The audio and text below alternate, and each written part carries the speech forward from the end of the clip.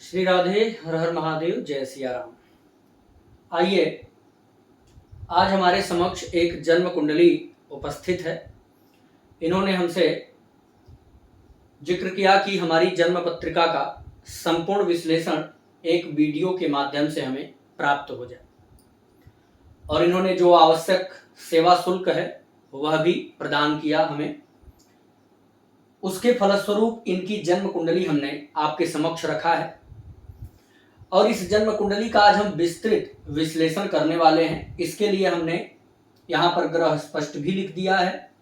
इनके जन्म कुंडली के कारक, मारक, प्रबल मारक, बाधक, आत्मकारक, योग कारक इत्यादि सभी ग्रहों को भी दर्शा दिया, और जो मुख्य रूप से बनने वाले जन्म कुंडली में योग हैं वो भी हमने यहाँ लिख रखा है। साथ में आप देख पा रहे होंगे यहाँ पर दशा महादशा भी हमने लिखी हुई है, महादशा एवं अंतरदशा। लग्न चार्ट व नवमांश चार्ट हमने ले रखा है। आइए एक नॉर्मल प्रेडिक्शन जन्म कुंडली का कर लेते हैं, फिर इनके कुछ विशेष प्रश्न हैं उसका भी हम जवाब जरूर देंगे। सर्वप्रथम हम लग्न पर यदि दृष्टि लगाएं तो तुला लग्न और मेष राशि की जन्म कुंडली इनकी बनी है। आज जो मैं प्रेडिक्शन देने जा रहा हूं 23 मार्च 2025 का समय है, और आपको जैसा कि पता होगा कि 29 मार्च 2025 को शनि महाराज राशि परिवर्तन कर रहे हैं और कुंभ राशि से मीन राशि में जाएंगे, और साथ ही साथ मेष राशि वालों पर शनि की 7.5 भी प्रारंभ हो जाएगी, जो यह जन्म कुंडली के लिए एक विशेष तोहफा हो सकता है, उपहार हो सकता है। प्रिय दर्शकों, क्यों आप कहेंगे कि शनि की 7.5 किसी के लिए कैसे उपहार बन सकती है? जी हाँ, बिल्कुल बनेगी, क्योंकि यहाँ लग्न में जो इनका शनि बैठा है ना, वह एक विशेष प्रकार का राजयोग बना करके बैठा है, जिसे हम पंच महापुरुष राजयोग में जानते हैं, सस महापुरुष राजयोग के नाम से। वहीं शनि यहाँ पर उच्च का होकर के बैठा है, जबकि राजयोग की शर्त तो केवल स्वराशि की भी बन जाती है, परंतु उच्च का शनि और अंश बल से अगर मैं देखूं तो 9 अंश का है। ठीक है, बहुत बुरा नहीं कह सकते, तो अंश बल से भी ठीक है। और नक्षत्र में अगर देखें तो राहु के नक्षत्र यानी स्वाति नक्षत्र में बैठा हुआ है, मित्र के नक्षत्र में। लग्न में उच्च का है, मित्र नक्षत्र में है, अंश बल से भी ठीक है, सस महापुरुष राजयोग का निर्माण कर रहा है, और शनि केंद्र और त्रिकोण दोनों का स्वामी है, और इनके जन्म कुंडली का योग कारक ग्रह बनता है। इसलिए 29 मार्च 2025 को जो शनि की 7.5 लग रही है, यह 7.5 इनके जीवन में एक विशेष तोहफा लेकर के आएगी। समस्या तो आएगी, चूंकि शनि की 7.5 किसी की मित्र नहीं हो सकती, परंतु वह समस्या इनके जीवन के लिए काफी योगदान देने वाली होगी। कभी कभी मुसीबत भी आपको बहुत बड़ा कुछ दिला सकती है, कभी कभी समस्या भी एक सबसे बड़ी गुरु बन सकती है। कुछ इसी प्रकार का सीन इनके साथ होगा। चलिए, अर्थात लग्न के लिए आने वाला समय बेहतर है, और लग्न में यदि शनि उच्च का है तो ऐसा जातक धर्म कर्म में रुचि रखेगा, न्याय प्रिय होगा, किसी का झूठ और कपट वाली स्थिति न सुन सकता है न कह सकता है। वहीं शनि अगर लग्न में उच्च के हो तो ऐसे जातक परोपकारी भी खूब होते हैं, गरीबों की मदद, सेवा करना, किसी लाचार व्यक्ति को देख करके दया आ जाए, यह इनका गुण होता है, नेचर होता है। वहीं शनि के लग्न में हो जाने से जीवन में संघर्ष तो बढ़ जाता है, अर्थात हर एक कार्य बहुत विलंब से होगा, धीमी गति से होगा, लेकिन साथ ही साथ उन्नति जो भी मिलेगी वह बड़ी टिकाऊ और चिरकाल तक चलने वाली मानी जाती है। धन भाव पर देखें तो धन भाव के स्वामी मंगल महाराज जाकर के लाभ स्थान में लग्नेश के साथ बैठे हुए हैं, यह भी एक प्रबल राजयोग बन रहा है। देखिए, इनके जन्म कुंडली में मुझे अद्भुत यह 3 ग्रहों का संयोग दिख रहा है। ये जो बुध मंगल शुक्र यहाँ बैठे हैं, यहाँ पर बुध कारक हो गया भाग्य का, शुक्र कारक हो गया लग्न का, और मंगल कारक हो गया धन का। यह देखिए 3 भावों के स्वामी और कहाँ बैठे हैं? जन्म कुंडली के लाभ भाव में। प्रिय दर्शकों, मैं बता दूं कि पूरे जन्म कुंडली में 11 जो भाव हैं वह सब देने वाले हैं और लग्न आपका रिसीव करने वाला यानी लेने वाला है। अब देखिए, लग्नेश शुक्र यहां बैठ गया है जो रिसीवर है, तो क्या क्या इनको मिल रहा है, यानी लग्न को अर्थात शुक्र को क्या क्या मिल रहा है। एक तो भाग्येश का संपूर्ण सहयोग है और दूसरा धनेश का संपूर्ण सहयोग है। आज के समय में और आज के परिस्थिति में आप धर्म तभी कर सकते हैं जब आपके पास धन होगा। तो प्रिय दर्शकों, मैं इनके लिए 100% कह सकता हूं कि जब जब ये धर्म के क्षेत्र में आगे बढ़ेंगी, चाहे वो यज्ञ कराना चाहें, चाहे वो जप तप कराना चाहें, पूजा पाठ करना चाहें, दान करना चाहें, अर्थात इनका धर्म कभी धन के लिए रुकने वाला नहीं होगा, क्योंकि धनेश और धर्मेश दोनों ही लग्नेश के साथ युति में बैठे हुए हैं, वो भी लाभ स्थान। तो जितना धर्म करेंगी, जितना दान करेंगी, जितना पूजा करेंगी, पाठ करेंगी, गरीबों की मदद करेंगी, उतना ही इनका धन बढ़ेगा। और शुक्र महाराज लग्नेश हैं और उन्हीं के राशि में शनि बैठा हुआ है, मित्र राशि में भी बैठा है, अर्थात इनके नेचर पर या इनके चरित्र पर भी किसी प्रकार की कोई दाग नहीं लगा सकता है। वही पराक्रमेश गुरु धन भाव में है, तो अपने बल पौरुष से, अपने परिश्रम से, अपनी मेहनत से धनार्जन करेंगी, किसी के ऊपर डिपेंड होने की भी क्षमता इनके अंदर कम पाई जाएगी। चतुर्थ के स्वामी और पंचम के स्वामी शनि लग्न में है, तो जमीन गाड़ी मकान का सुख भी खूब मिलेगा। और पंचमेश शनि अगर लग्न में है तो पंचम स्थान बुद्धि का है। अब शनि की बुद्धि तो आप जान ही सकते हैं, कितना आध्यात्मिक है शनि, कितना धैर्यवान है शनि, और कितना किसी चीज को समझने वाला, थोड़ा सा कठोर भी है शनि। अर्थात ये कठोर तब हो जाएंगी जब कोई गलत काम होगा, जब कोई अनैतिक काम होगा, जब कोई धर्म से विमुख जाएगा, तब इनकी कठोरता भी खूब नजर आएगी। वैसे तो दिल की बड़ी साफ रहेंगी। वहीं छठे भाव का स्वामी गुरु धन भाव में, तो रोग ऋण शत्रु के भाव के स्वामी अगर धन भाव में चले जाएं, वहीं वह गुरु कारक बन रहे हैं पराक्रम के, यानी पराक्रमेश और रोगेश का जो धन भाव में जाना है, यह बताता है कि अपने मेहनत से कमाया हुआ धन कभी कभी बीमारी में चला जाएगा, कभी कभी कोई कर्ज ले लेगा, उधार ले लेगा, डूब जाए, पैसा न दे या फ्रॉड हो जाए। साथ ही साथ शत्रुओं के लिए भी, शत्रुओं से बचाव के लिए, या कुछ ऐसे शत्रु हो जो इनके धन पर ही आंख गड़ाए हो बहुत लंबे समय से, ऐसे लोगों से सावधान रहने की आवश्यकता बनती है। साथ में गुरु और केतु अगर युति में धन भाव में यानी वाणी के स्थान पर बैठे हैं, तो इनको दांत से, मसूड़ों से, आंख से, या इस गर्दन के ऊपर का जो पार्ट है ना, ये वाला अंदर से लेकर नाक कान तक, इसमें कोई ऑपरेशन या विशेष प्रकार का कुछ कष्ट जिसकी दवा कुछ लंबे समय तक चल सकती हो, या कभी कभी किसी सदगुरु के, किसी संत के, या किसी को ये इष्ट मानती हो, या आध्यात्मिक गुरु इनका कोई हो, उसका स्मरण करने से भी ये सारी समस्याएं समाप्त हो सकती हैं। चलिए, सप्तम भाव के स्वामी हैं मंगल। मंगल महाराज फिर वहीं जाकर के बैठे हैं, यानी सप्तमेश और धनेश का यहाँ पर युति में जाना, यह भी काफी अच्छा योग है। यानी इनके जो पति होंगे, जो इनके पार्टनर होंगे, जीवन साथी होंगे, उनके लिए भी काफी बेहतर है। यानी इनसे जब से उनका संबंध हुआ होगा तो धन बढ़े होंगे, उनके लाभ के अलग अलग स्रोत बने होंगे, और ससुराल पक्ष की भी उन्नति रही होगी। इनको वैवाहिक जीवन में आने के बाद काफी सहयोग भी मिला होगा, यानी घर परिवार इनका सुलझा हुआ था, क्योंकि चंद्रमा यहाँ पर बैठा है और शनि की दृष्टि है, ठीक ना। परंतु यहाँ शनि जो नीच दृष्टि लगा रहा है, यह थोड़ा सा इनके पति के स्वास्थ्य में समस्या देने वाला बन सकता है। अष्टम भाव में देखें तो अष्टम का राहु, वो भी मित्र राशि में बैठा है, और राहु जाकर के जन्म कुंडली के 8वें घर में बैठ गए हैं वृषभ राशि में, तो इससे भी काफी अच्छा योग बन जाता है।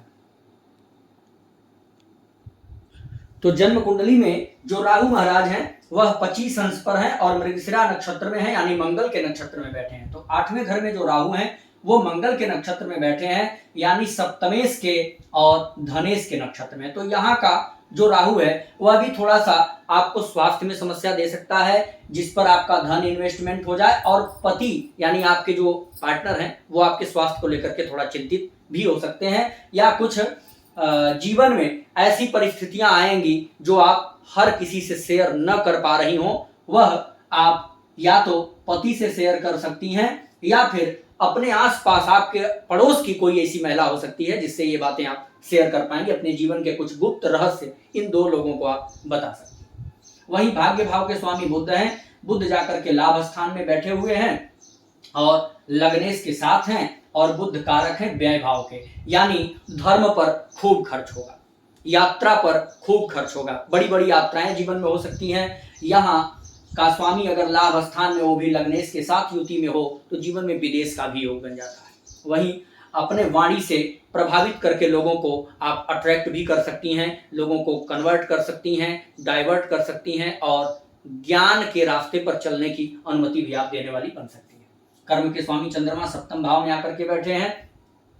अगर जातक के कर्म के स्वामी यदि सप्तम भाव में चले जाएं तो ऐसे लोगों को व्यापार कर लेना चाहिए।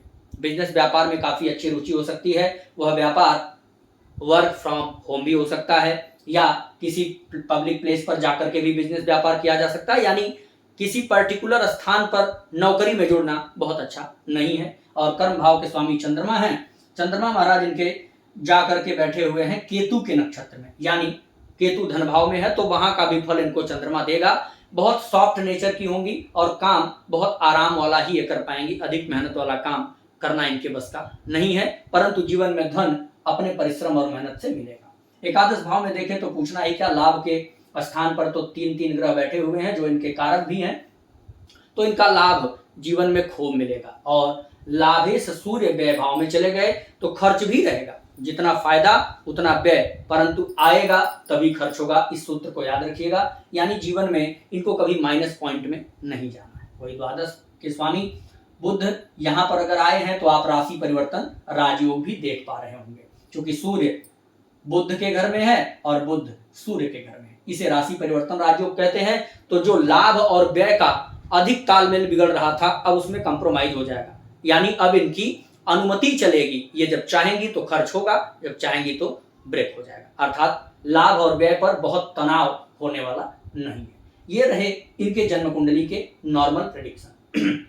साथ ही प्रिय दर्शकों, यहाँ नवमांश चार्ट जो हमने लिया है, इस नवमांश चार्ट से हम दो चीजों पर विचार करते हैं। एक तो इनके वैवाहिक जीवन यानी जीवन साथी के लिए विशेष रूप से, साथ ही साथ लग्न कुंडली के ग्रहों के स्थिति को स्पष्ट करने के लिए भी नवमांश चार्ट का उपयोग किया जाता है। उसमें देख लेते हैं, लग्नेश यहां भी शनि है और यहां उच्च के हैं, अर्थात काफी अच्छा योग है। अब शनि की स्थिति यहां देख लेते हैं तो लग्नेश का द्वादश भाव में जाना यह सिद्ध करता है कि यदि नवमांश चार्ट में शनि लग्नेश होकर के द्वादश में गए हों तो जातक के जीवन में तो यात्राओं से ही बड़ा लाभ मिलेगा, यानी जमीन जहां इनकी है जन्म स्थान, वहां से इनको दूर रह करके काम कर लेना चाहिए, तब इनकी तरक्की होगी। यहाँ द्वितीय भाव में केतु और यहाँ भी द्वितीय भाव में ही केतु बैठे हुए हैं, यह भी एक अच्छा योग है। यहाँ तृतीय भाव में पराक्रम में अगर सूर्य आए तो इनके जीवन में यानी इनके जो पति होंगे वो काफी मेहनती और परिश्रमी होंगे।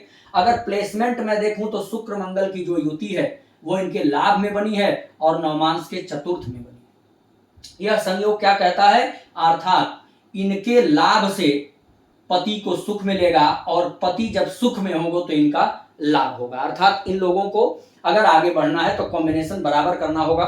थोड़ा बहुत अगर ऊंचा नीचा होता भी है तो उसको मैनेज करके अगर चलेंगे तो दोनों की लाइफ में प्रोग्रेस होगा, क्योंकि ये शुक्र मंगल एक साथ होकर के यही कहते हैं कि आपके लाभ से पति को सुख और पति के सुख से आपको लाभ होने वाला है। इस प्रकार से ये नवमांश कुंडली भी बहुत अच्छी है और यहाँ एक दिव्य योग बन रहा है जो गुरु बुध का एक साथ होना और यहाँ पर बुध का उच्च हो जाना नवमांश कुंडली में, और वही बुध यहाँ लाभ स्थान में है। तो अगला इनका जो सवाल आएगा उसके लिए ये जबरदस्त हमें योग दिख रहा है। अभी इनके सवाल में हम इसको ऐड करने वाले हैं। चलिए अब इनके सवाल पर एक दृष्टि लगाते हैं। इनका पहला सवाल है, क्या मुझे जीवन में गुरु मिलेंगे और कब तक?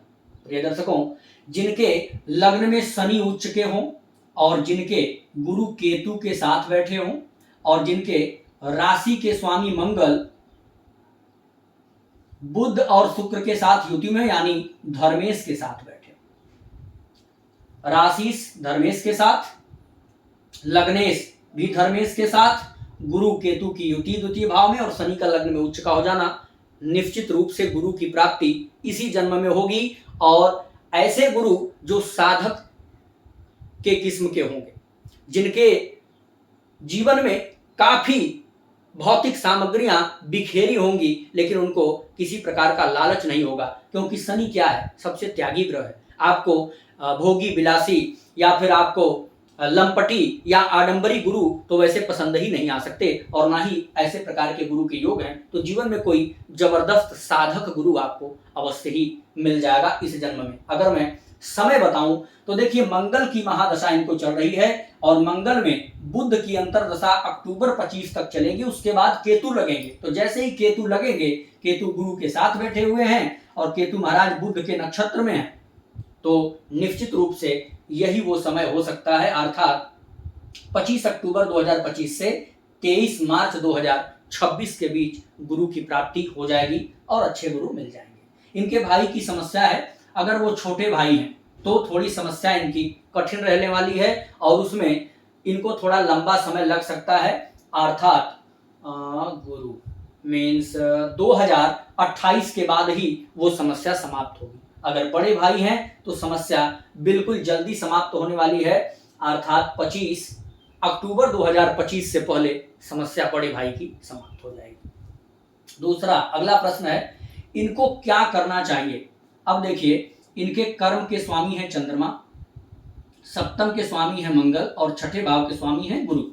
अब छठे भाव से भी हम नौकरी का विचार करते हैं, बिजनेस का विचार करते हैं, यानी जो ये काम करेंगी इनकम के लिए, इसका विचार छठे भाव से भी होता है। अब यहां से देखिए, 1 2 3 4 5 गुरु की 5वीं दृष्टि अपने घर पर पड़ रही है। गुरु जाकर के शनि के नक्षत्र में बैठा और शनि लग्न में उच्च का है। इनको ज्योतिष से संबंधित काम करना हो अगर, तो काफी उन्नति मिल जाएगी। साथ ही साथ इनका प्रश्न था कि मुझे टैरोट रीडिंग, वैदिक या आकाशिक विद्या का उपयोग करना चाहिए। तो प्रिय दर्शकों, इनके लिए टैरोट तो बिल्कुल अच्छा नहीं है, क्योंकि जिनके धन भाव में गुरु केतु के साथ और शनि लग्न में उच्च के हों, तो इनको परंपरागत विद्या से ही लाभ होने वाला, अर्थात ये वैदिक एस्ट्रोलॉजी का ही प्रयोग कर सकती हैं और बहुत ऊंचाई इनको जीवन में मिल सकती है। इनका अगला प्रश्न था कि क्या मैं बुनाई कढ़ाई जैसा काम, डिजाइनिंग जैसा काम कर सकती हूँ। बिल्कुल कर सकती हैं, 100%। लग्नेश शुक्र लाभ स्थान में जाकर के बैठे हैं, और वह जो आपका काम होगा उसमें आपकी रुचि भी खूब रहेगी, मन भी खूब लगेगा। दिन भर के समय को निकाल करके आप कढ़ाई बुनाई करने के लिए प्रेरित रहेंगी, क्योंकि शुक्र को फैशन, डिजाइनिंग, सुख सुविधा और सजावट, इन सबों से बहुत प्रेम है। तो जितना इसमें आप समय देंगी उतनी उन्नति होगी। इस काम के लिए अगर देखें सबसे बेहतर समय आपका, तो वह उन्नति कराने वाला हो जाएगा 25 मार्च 2026 के बाद, जब शुक्र अंतरदशा में आ जाएंगे। तो 25 मार्च 2026 से कढ़ाई बुनाई का कार्य बहुत अच्छे लेवल पर चल सकता है। अगला इनका प्रश्न है, आध्यात्म में कहां तक सफलता। भैया, गुरु और केतु अगर युति में हो जन्म कुंडली के किसी भाव में, तो यह एक अपने में मोक्ष कारक योग बनाते हैं। साथ ही साथ अगर ये द्वादश में होते तब तो मुहर ही लग जाती, परंतु अगर द्वादश में नहीं भी है ना, तो गुरु और केतु एक में से द्वादश भाव के स्वामी के नक्षत्र में तो बैठा है, अर्थात केतु इनका बुध के नक्षत्र में है और गुरु इनका शनि के नक्षत्र में है। तो ये जो दोनों ग्रहों की युति है ना, ये लग्नेश और द्वादशेश के नक्षत्र में तो बैठे ही गए, तो यह योग मोक्ष कारक बनता है। शनि का लग्न में उच्च होना और शनि की तीसरी दृष्टि पराक्रम पर, 7वीं दृष्टि सप्तम पर, 8 9 10 और 10वीं दृष्टि कर्म भाव पर, तो इनको तपस्या से ही ईश्वर प्राप्ति होगी। चूंकि शनि ऐसे हल्के में ईश्वर प्राप्ति नहीं कराता, कठिन परिश्रम, संघर्ष और गुरु की कृपा अगर मिली तो इस जन्म में निश्चित रूप से इनको ईश्वर प्राप्ति हो जाएगी, क्योंकि धर्मेश और लग्नेश एक साथ हैं, तो धर्म में रुचि रखेंगी। गुरु केतु का योग बन जाना, यह भी एक अपने में धर्म के लिए अच्छा योग है, और सस महापुरुष राजयोग का तो कारक ही शनि है। ऐसी स्थिति में इनको धर्म से जोड़ करके उन्नति प्रदान कराएगा, यानी आध्यात्म में इनकी काफी उन्नति होने वाली है। अगर समय मैं बताना चाहूं तो 2046 से बहुत जबरदस्त आध्यात्मिक उन्नति होगी, जिसे हम मोक्ष कारक उन्नति कह सकते हैं। अगला, पति और बच्चे कैसे होंगे। तो सप्तमेश मंगल को ले लीजिए और पंचमेश शनि को, दोनों ही अच्छी स्थिति में है। मंगल मित्र के घर में है और शुभ ग्रहों के साथ बैठा हुआ है, तो किसी प्रकार की कोई समस्या हमें नहीं दिख रही है कि इनके पति या बच्चों को कोई तकलीफ आए, दोनों ही ठीक रहेंगे। अब यहाँ नवमांश में अगर थोड़ा सा देख लें तो दोनों के ही अष्टम भाव में राहु है, तो मैं ये कह सकता हूं कि पति और पत्नी दोनों लोगों को सेम कैटेगरी की बीमारी होने की लंबी चांसेस बना सकते हैं, लंबे योग बन सकते हैं। यानी दोनों को या तो नसों में दर्द दे सकता है, या कुछ गुप्त बीमारियां दे सकता है, या फिर घबराहट इत्यादि दे सकता है, या गलत फहमी के शिकार हो सकते हैं। बेवजह के माइंड में अलग अलग प्रकार के रोगों का चिंतन करते हो दोनों लोग, इस प्रकार के योग बनाता है। फिलहाल कोई ऐसी गंभीर बीमारी जल्दी हो तो नहीं सकती, लेकिन कहते हैं कि हमारे अंदर एक हार्मोन्स होता है, हम जैसा सोचते हैं वैसा होने लगता है, तो ये राहु वही करता है, आपके द्वारा भ्रम उत्पन्न करके ही बीमारी पैदा कर देता है। इससे आप दोनों को बचना चाहिए। राहु केतु क्या बता रहे हैं, इनका प्रश्न है कि हमारे कुंडली में राहु और केतु क्या कह रहे हैं। केतु वही कह रहा है जो आप हमसे पूछ रही हैं।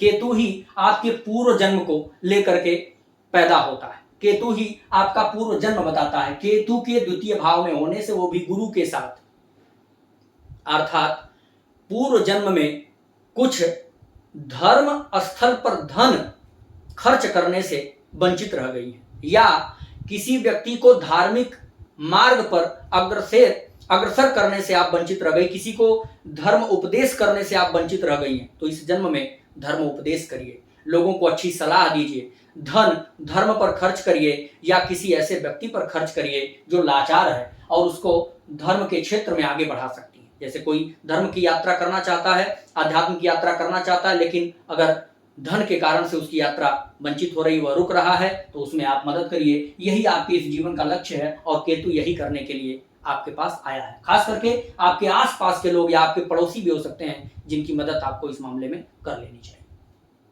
गुरु की दशा में क्या करना है, सबसे पहले तो देखिए, गुरु की जो महादशा आपको लगेगी वो 28 अप्रैल 2046 यानी 46 से लगेगी और 62 तक चलेगी।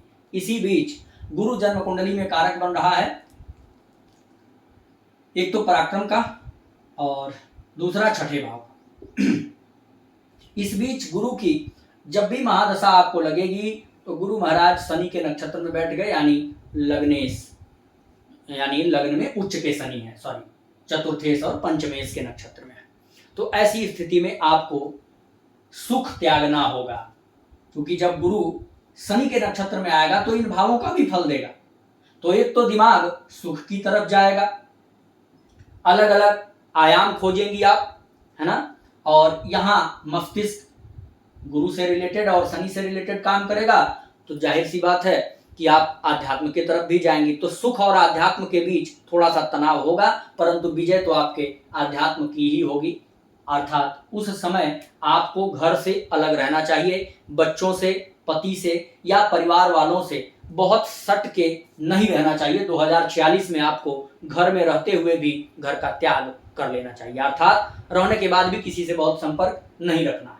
शुक्र मंगल दोनों मघा नक्षत्र में, केतु के नक्षत्र में है, क्या कह रहे हैं देखिए। शुक्र लग्नेश है और मंगल धनेश है, फिर शुक्र अष्टमेश बना, यानी लग्नेश और अष्टमेश है, और मंगल धनेश और सप्तमेश है। तो यह योग बन जाता है, अर्थात आप और आपके पति दोनों लोग एक ही साथ एक विचारधारा पर चलेंगे। यह आपके शुक्र और मंगल बता रहे हैं, क्योंकि मंगल पति के कारक बन गए और शुक्र आपके कारक हैं, यानी दोनों जाकर के केतु के नक्षत्र में बैठे हों तो दोनों को आध्यात्मिक योग बना देगा, और खास करके जब गुरु आएंगे तो दोनों की विचारधारा परिवर्तित कर देंगे। यही मंगल और शुक्र आपके लिए उपदेश कर देते हैं।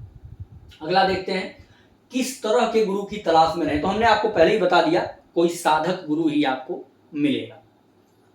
मेरे इष्ट देव कौन है प्रिय दर्शकों, इनकी जो लग्न है वो चर लग्न की कुंडली है, और चर लग्न के लिए जो इष्ट देव बनते हैं वो शिव परिवार, शिव परिवार के लोग बनते हैं। इसमें भगवान शिव आ जाते हैं, हनुमान जी आते हैं, स्वामी कार्तिकेय आ जाते हैं, सूर्य देव आ जाते हैं, गणेश जी आ जाते हैं। इनमें से किसी को भी आप इष्ट देव बना करके और साक्षात्कार कर सकती हैं। अगला इनका सवाल है, हमें इस जन्म कुंडली के अनुसार उपाय क्या करना चाहिए। अब हम उपाय पर बात जरूर करेंगे। सबसे पहले तो देख लीजिए कारक इनके शनि और बुध हैं। यहां बुध 22 अंश के हैं और शनि 9 अंश के हैं। तो सबसे पहले हम शनि के लिए एक 7 मुखी रुद्राक्ष दे देंगे, क्योंकि शनि अंश बल से कमजोर है, बहुत प्रभावी नहीं है। और शनि को मजबूत करना इसलिए आवश्यक है क्योंकि शनि इनका योग कारक ग्रह बनता है। इनके जीवन पर शनि का 99.9% प्रभाव रहने वाला है, इसलिए एक 7 मुखी रुद्राक्ष पहनना अति आवश्यक। मारक ग्रह इनके मंगल बनते हैं, तो जन्म कुंडली में मंगल की ही महादशा चल रही है, इसलिए यह समय ना थोड़ा सा कठिन भी है, क्योंकि मारक ग्रह है और प्रबल मारक भी मंगल है, इसलिए मंगल की महादशा कठिन है इनके लिए। 2021 से चल रही है और 2028 तक का जो समय है ना, ये थोड़ा सा इनके जीवन में संघर्ष को लेकर के आया है, कठिन समय है। इसलिए 2028 तक ये निरंतर हनुमान जी के मंदिर में चमेली के तेल में दीपक लगाएं और मंगल का एक यंत्र अपने गले में धारण कर लें सिद्ध करा के। तो 2028 तक यह यंत्र इनके गले में आवश्यक है पहनना, और हर मंगलवार को चमेली के तेल में हनुमान जी को दीपक लगाना ही चाहिए। दूसरा, प्रबल मारक इनके मंगल और गुरु दोनों बन जा रहे हैं। तो जब गुरु की महादशा आएगी तो गुरु इनका प्रबल मारक भले ही है, लेकिन गुरु इनका जाकर के शनि के नक्षत्र में बैठा हुआ है, तो ये अगर भक्ति मार्ग में रहेंगी तो गुरु कोई विशेष बाधा उत्पन्न नहीं करने वाले हैं। अगला बाधक ग्रह इनका सूर्य बना है, तो सूर्य आ जाएगा भैया 2027 से, यानी 27 में कुछ मई से सितंबर लगभग 5-6 महीने के लिए सूर्य आएंगे। तो 2027 में सूर्य का उपाय करना होगा। जो भी काम करेंगे उस समय ये मुख्य रूप से बाधा उत्पन्न करने लग जाएंगे, क्योंकि इनके बाधकेश हैं। तो उस समय ये सूर्य को आदित्य हृदय स्तोत्र का पाठ करें प्रतिदिन, फिलहाल 2027 में, अभी कोई बहुत आवश्यकता नहीं है। और सूर्य के लिए अगर अभी से अर्घ देना शुरू कर दें प्रतिदिन तो काफी बेहतर होगा। ये 2 उपाय कर लेना चाहिए। आत्मकारक ग्रह इनके केतु हैं और योग कारक शनि है। अब केतु बुध के नक्षत्र में है और शनि राहु के नक्षत्र में है, और इनके गुरु महाराज शनि के नक्षत्र में।